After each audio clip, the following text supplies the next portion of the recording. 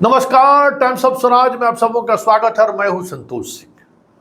और आज हम टाइम्स ऑफ स्वराज में चर्चा कर रहे हैं कि नीट प्रश्न पत्र घोटाले को लेकर जो लगातार मीडिया में तरह तरह की जो खबरें आ रही हैं कि हजारीबाग से प्रश्न पत्र लीक हुआ, महाराष्ट्र में भी प्रश्न पत्र लीक था, गोधरा में भी प्रश्न पत्र लीक की खबर आ रही है।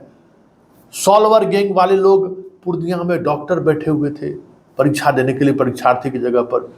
पटना में जो गिरफ्तारी हुई उसको पहले ही प्रश्न पत्र मिल गया था। बहुत सारी चीजें कही जा रही हैं, कहवाई भी जा रही है मीडिया के माध्यम से, लेकिन अभी तक आधिकारिक तौर पर आर्थिक अपराध इकाई, जबकि अब उन्होंने केस को सीबीआई को सौंप दिया है, कुछ भी सामने नहीं लाया। कोई कह रहा है कि सिकंदर यादव मास्टरमाइंड है, कोई कह रहा है कि मुखिया मास्टरमाइंड है, कोई कह रहा है अभिषेक मास्टरमाइंड है, कोई कह रहा है नीतीश मास्टरमाइंड है। लेकिन इस जगत में से जुड़े हुए लोगों का मानना है, सीनियर पुलिस अधिकारियों का मानना है, एक्सपर्ट का मानना है कि ये सारी चीज़ें जो दिखाई जा रही है मीडिया में वो सिर्फ आयवास है, सिर्फ दिखाने के लिए है।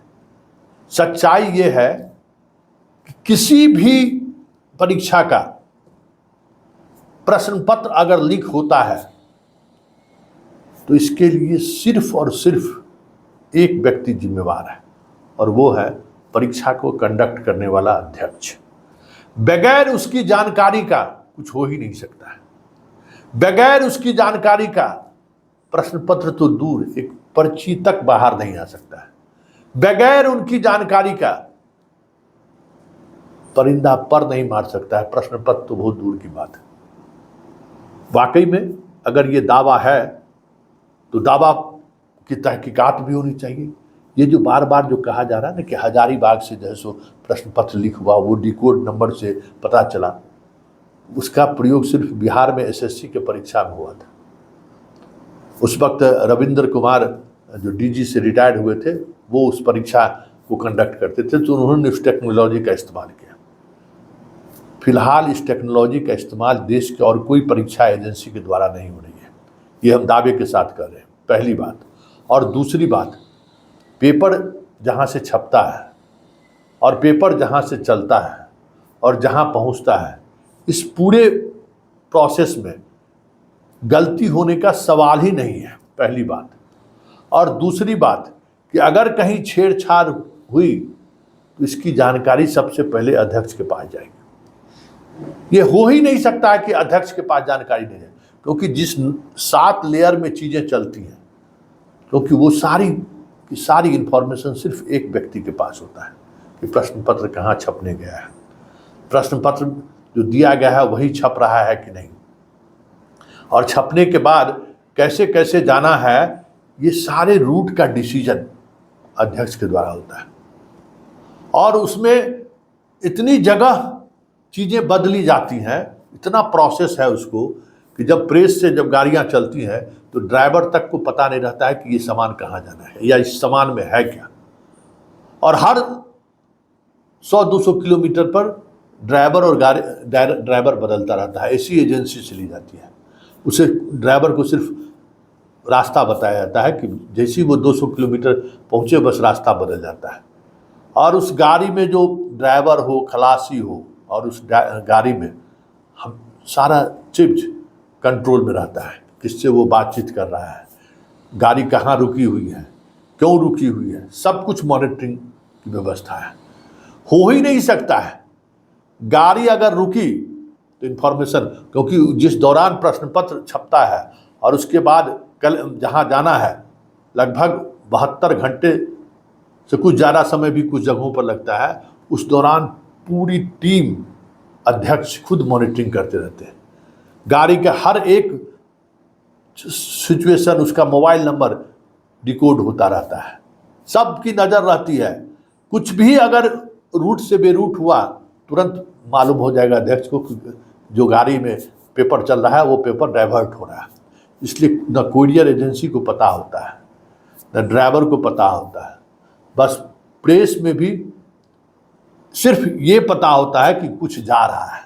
वहाँ भी इतनी सीक्रेसी मेंटेन किया जाता है, सिर्फ एक व्यक्ति को पता रहता है कि ये कौन सी परीक्षा का प्रश्न पत्र है और कौन सी परीक्षा का प्रश्न पत्र कहाँ जा रहा है। इसलिए ये तमाम जो तर्क है ना, वो तर्क सिर्फ ये का आधार यही है कि बड़ी मछलियों को कैसे बचाया जाए। इस खेल में जो बड़ी मछली है उसको बचाए रखना है, बस सिर्फ यही कोशिश होती है।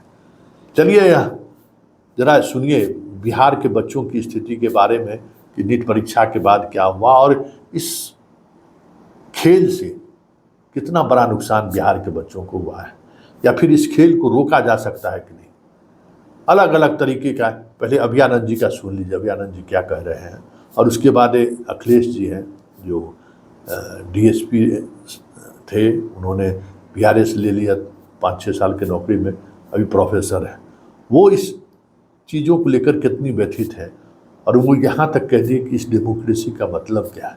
तो पहले जरा अभियानंद जी की सुन लीजिए, फिर अखिलेश जी से हमारी बातचीत हुई है, जरा वो भी सुनिए। बहुत सारी चीज़ें स्पष्टता के साथ सामने आ जाएंगी।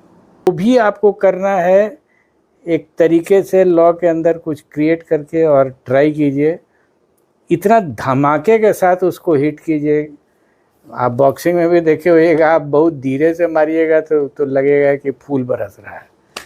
मारना है तो इतना बड़ा पंच मारिए और इतना शॉर्ट टाइम में लगना चाहिए कि हड़बड़ा के वो टेक्निकल नॉकआउट में चला जाए, उठने का मौका ही नहीं मिले। उसी को TKO बोलते हैं बॉक्सिंग में, टेक्निकल नॉकआउट।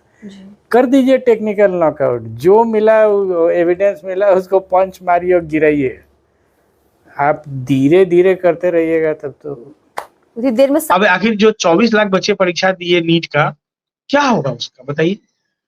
अब करोड़ों बच्चे लॉज में रह के, पटना में आप घूम के देखिए कैसे तंग लॉज में रहते हैं, वहां सांस लेना मुश्किल हो जाएगा आदमी को। वैसे जगहों में वो रहते हैं, किसी तरह वो खाना बनाते हैं। कभी वो भी जॉन्डिस का, अक्सर बच्चा पटना में जॉन्डिस का शिकार हो जाता है, बीमार होकर घर जाता है। इतने मिजरेबल कंडीशन में रह के वो तैयारी करते हैं इस उम्मीद में कि हमको एक फ्री एंड फेयर एग्जामिनेशन मिलेगा। हमको एक तो जॉब की अपॉर्चुनिटीज नहीं है, और ऊपर से मतलब इस तरह के करप्शन है, तो आखिर वो बच्चा कहाँ जाएगा, उसका हक कहाँ मतलब इंश्योर होगा। आप पुलिस पदाधिकारी भी रहे हैं और एक शिक्षक भी हैं। जो भरोसा एनटीए ने तोड़ा है, अगर अब बात करें लगातार परीक्षाओं को लेकर जो चीजें सामने आई इस देश में, जब आप एक परीक्षाएं नहीं ले पा रहे हैं, मतलब क्या मतलब आप प्रोफेसर भी हैं, जिस तरीके से वाइस चांसलर की नियुक्ति हो रही है, जिस तरीके से शिक्षकों का दिल्ली यूनिवर्सिटी वगैरह में जिस तरीके से नियुक्ति हो रही है, कहाँ जाकर देश ठहरेगा ये, तो क्या लगता है आपको? देखिए संतोष जी, सबसे पहले तो बहुत बहुत धन्यवाद आपका, क्योंकि आपने एक बहुत ही संगीन मामला को उठाया है। ये बहुत महत्वपूर्ण मुद्दा है, ये कोई मतलब साधारण बात है ही नहीं। अब आप समझिए कि जो जैसे अगर हम नीट की केवल बात करें, तो एक अगर डॉक्टर गलत तरीके से बन के आता है, तो वो अपने पूरे लाइफ लॉन्ग 40 साल 50 साल वो सेवा देंगे एज अ डॉक्टर, तो वो कितने लोगों का हानि कर सकते हैं, कितने लाइफ के साथ गड़बड़ी कर सकते हैं, ये आप समझ लीजिए। और ऐसे जब हजारों की संख्या में होंगे, जो इस बार एप्रीहेंशन है हम सबों का कि ये मतलब गड़बड़ी जो है बहुत व्यापक पैमाने पे हुआ है।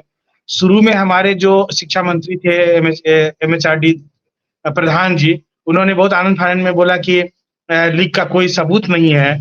दूसरी तरफ उसी जगह में पटना में शास्त्री नगर थाना में केस दर्ज हुआ, उस केस को अब ईओयू जो है टेक ओवर कर रहे हैं की है, और उसको डीजी साहब खुद ही मॉनिटर कर रहे हैं। बहुत ही इसमें लार्जर नेटवर्क की बात सामने आ रही है।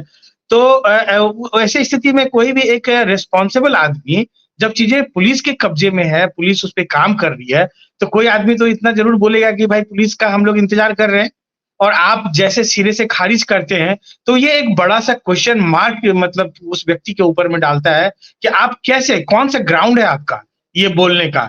और ये देखिए कि दूसरा वाकया है, बिहार में भी TRE-3 का पेपर कैंसिल हुआ। एक माननीय मंत्री थे, वो बार बार कहते रहे थे प्रेस में और लोगों के बीच में कि कैंसिल नहीं हुआ है, पेपर लीक नहीं हुआ है, लेकिन बाद में उस समय भी केस चल रहा था, उसके बावजूद भी ऐसी बात कही जा रही थी। तो ये कहीं ना कहीं, अब देखिए एनटीए के गठन को लेकर के आप चलेंगे तो जब पहले के दिनों में बहुत सारा ऐसा देखा गया कि पेपर लीक हो जा रहा है, तो उस लीक में ऐसा माना जाता था कि सरकार के पास अपना कोई एजेंसी नहीं है, बहुत सारा चीजों को आउटसोर्स करती है वो, तो इसलिए लीक हो जाता है। तो इसीलिए सारे चीज सरकार के कब्जा में हो, तो एनटीए का गठन किया गया। लेकिन एनटीए गठन तो हुआ, तो उसके बाद देखिए कि कैसा क्वेश्चन मार्क चल रहा है। बहुत लोग पहले हमको ऐसा कहते रहे थे कि नेट के एग्जाम में भी गड़बड़ी होती है, लेकिन ऐसा प्रमाण था नहीं, तो हम लोग इस पे कभी कुछ बोल नहीं पाए। लेकिन इस बार देखिए नेट का एग्जाम होते ही कैंसिल किया गया, नीट कैंसिल किया गया, नीट यूजी, जो नीट यूजी अभी ट्रायल में चल रहा है, नीट पीजी का जो है एग्जाम को पोस्टपोन किया गया। तो आखिर मान लीजिए कि अगर अब अमेरिका जाके बैठ के सोचिएगा कि भारत एक ऐसा देश है जहां हर राज्यों में क्वेश्चन लीक हो जा रहा है, आयोग वहां के जो पब्लिक सर्विस कमीशन है, आयोग वहां पे इतनी सारी गड़बड़ियां हो रही है अब ये नीट में इतनी गड़बड़ी हो गई है, तो आखिर वो क्या सोचेगा कि ये एक ऐसा देश बन चुका है जहां कदाचार से भरा हुआ एग्जाम हो रहे हैं और पेपर लीक यहाँ का एक कॉमन मामला हो गया है। तो अब जो करोड़ों छात्र अब घर में बैठ के, मतलब समझिए कि ये नीट की तैयारी करना कितना एक्सपेंसिव है। आप किसी भी एक छात्र का इंटरव्यू कर लीजिए, आप उसके गार्जियन का इंटरव्यू कर लीजिए, बहुत अरमान से, लाखों फी है कोचिंग के, वो देते हैं। अब अगर कोटा में अगर आप कोई बच्चा नीट का तैयारी करता है, 2 साल रहता है, तो समझिए 10 लाख का खर्चा है मिनिमम। एक middle class family, middle class छोड़िए, हम लोग अभी प्रीमियर सर्विसेज में आते हैं, कॉलेज का तो जॉब सबसे ज्यादा बड़ा है ना। तो हमारा बेटा, मैं उसको बार बार कहता हूँ तुमको स्कॉलरशिप में जाना, मैं फी नहीं दे पाऊंगा वहां का। तो एक किसान अगर देते होंगे तो कितना सारा मतलब वो परेशानी मोल लेते होंगे। और ऐसी परिस्थिति में जब पेपर लीक हो जाएगा और कोई दूसरे जो बहुत पैसे वाले लोग हैं उनके हाथ में पेपर जाएगा, तो ये आम आदमी के बीच में इकबाल कैसे बनेगा? सरकार के ऊपर लोगों को कैसा भरोसा होगा? एग्जामिनी एजेंसी के प्रति कैसे भरोसा होगा? हम लोग मेंटरशिप भी देते हैं यूथ को, बोलते हैं कि बच्चे मन लगा के पढ़ो, उधर से जवाब आता है सर मन लगा के पढ़ें कि मन लगा के पेपर लीक का स्रोत ढूंढे। तो ये तो माजरा है। अब ऐसी परिस्थिति में तो भगवान मालिक है, और हम तो यही आग्रह करेंगे सरकार से। अभी देखिए कि जो नीट एनटीए के वो हैं चेयरमैन, उनको बदला गया है, इसका मतलब कहीं न कहीं सरकार भी एक्सेप्ट कर रही है कि गड़बड़ी हुई है, नहीं तो ये बदलाव क्यों कर रही है? पहले तो दबाने का कोशिश किया गया, बाद में अब बदलाव हो रहा है, बाद में वही धर्मेंद्र प्रधान जी का भी स्टेटमेंट बदलता है। अब कई बार मतलब दबे जुबान से ये आती है कि वो एनटीए से पूछ रहे हैं कि कितना दिन लगेगा री एग्जाम कराने में, अगर हम कंडक्ट करते हैं तो। कई लोग अपना एक्सपर्ट एडवाइस दे रहे हैं। तो इस तरह की तमाम तरह की बातें हैं, और ये मतलब पेपर लीक कोई नई बात नहीं है, कोई नया मामला नहीं है, बहुत पुराने समय से चलता रहा है, और अब ये बहुत लार्जर स्केल पे होने लग गया है। तब समझिए कि सब लोगों के ज़हन में आ गया। पहले इतना लार्जर स्केल पे नहीं होता रहा होगा, क्योंकि कई बार पेपर कैंसल हुए हैं, ऐसा थोड़ी कि पहला मामला है। और अगर कैंसल हुआ है तो इनको निर्णय लेकर कैंसल करना चाहिए, इतना डिले क्यों हो रहा है? ये एक मतलब बहुत लिंगर क्यों किया जा रहा है? आप जो है नेट के एग्जाम को तुरंत कैंसिल कर देते हैं, पीजी को आप तुरंत पोस्टपोन कर देते हैं, और यूजी को लेकर के इतना आखिर क्योस क्यों है? ये तो सवाल है। मैं तो यह भी रिक्वेस्ट करता हूँ एनटीए से कि जो टॉप 50,000 स्टूडेंट हैं, उनका आप एक एग्जाम कंडक्ट कर लीजिए कोर्ट के देखरेख में। अगर आपका वो सही जो रैंकिंग आपने दिए हैं उसी के लमसम है, थोड़ा के पीछे है, तो आपका मतलब इकबाल मजबूत होगा, लोगों का मुंह बंद होगा। हम लोग जैसा अखिलेश जी, जो 1534 बच्चों का जो एग्जाम करने के लिए सुप्रीम कोर्ट का है, वह आपने ग्रेस, उसमें से 750 बच्चा आज आया ही नहीं परीक्षा देने। अब बताइए क्यों आए? वो नहीं आएगा ना, उसको देखिए ग्रेस दिया गया, और ग्रेस में आप गौर से देखिएगा एक ही सेंटर पे, जिस सेंटर पे बच्चे 720 नंबर अचीव करते हैं, उस सेंटर पे ग्रेस दिया गया, यह कहा कि उनको लेट हुआ है।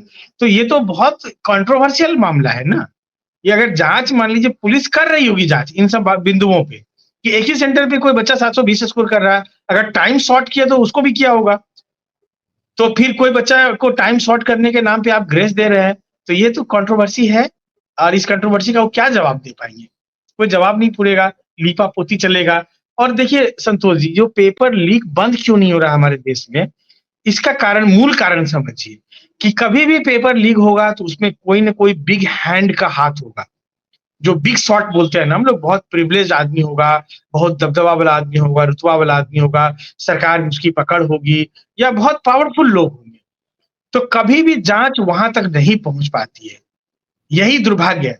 जांच को बीच में डाइवर्ट किया जाता है, इधर उधर करके, लोग तो भूलने की बीमारी है, और आप तो बार बार कहते हैं कि इस देश का कोई कैरेक्टर नहीं है। हम लोग भी आपके बात से सहमति रखते हैं कि इस देश का कोई कैरेक्टर नहीं है, हर लोग भूल जाते हैं।